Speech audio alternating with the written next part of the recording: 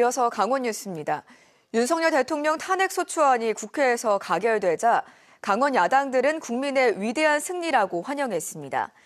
진보당 강원도당은 계엄군을 온몸으로 막아서고 매일같이 촛불을 밝혀온 국민들께 감사하다며 윤석열을 구속하고 내란 공범 국민의힘을 해체하기 위해 끝까지 싸우겠다고 밝혔습니다. 정의당 강원도당은 강원도 6명 국민의힘 의원들은 어떤 선택을 했는가라고 물으며 민심의 편으로 돌아서는 게 국민의힘 의원들이 할 수 있는 유일한 선택이라고 강조했습니다. 국회에서 대통령 탄핵소추안이 가결된 후 국민의힘 소속 광역단체장들의 반응이 온도차를 보였습니다.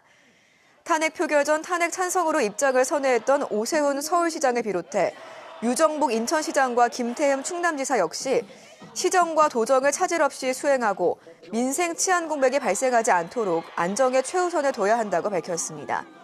탄핵 반대 입장을 보였던 홍준표 대구시장과 이철우 경북지사는 탄핵 후 당 정비가 최우선이라며 한동훈 체제는 총사퇴해야 한다는 입장을 보였습니다.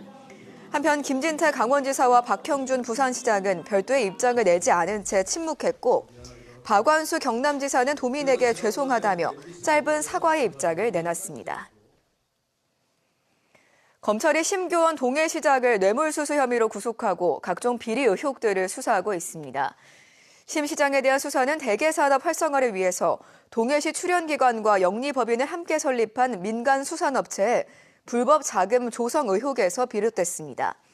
해당 수산업체는 동해에 공장을 둔 한 대형 제조기업에게 폐기물 관련 일감을 받아 수익을 얻었고 검찰은 동해시장에게 수익금의 일부를 건넨 것으로 의심하고 있습니다.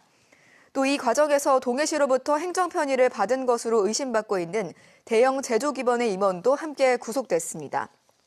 동해시는 시장의 뇌물수수 혐의를 강하게 부인하고 있으며 임원이 구속된 대형 제조기업도 공식적인 입장을 내지 않고 있습니다.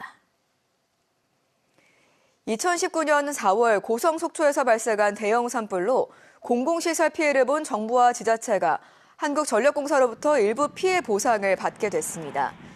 춘천지법 민사 2부는 정부와 강원도, 속초시 고성군이 한전을 상대로 낸 370억 원 규모 손해배상 청구 소송에서 한전의 손해배상 책임을 정부 측이 입은 손해의 40%로 제한하는 원고 일부 승소로 판결했습니다.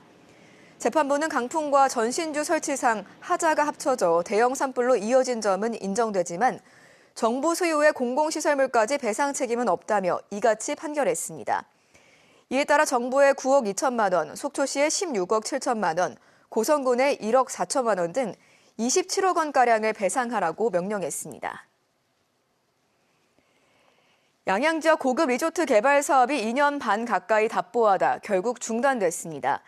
지난 2022년 양양군 손양면에 휴양 콘도미니엄 카펠라 오너스 클럽 리조트를 조성하려던 마스턴 자산운용은 부동산 한파를 이기지 못하고 리조트 개발 사업을 중단하기로 결정했습니다.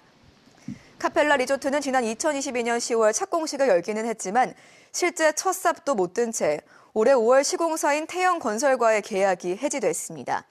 다만 마스턴 자산운용 측은 사업 자체가 무산된 것은 아니라는 입장입니다.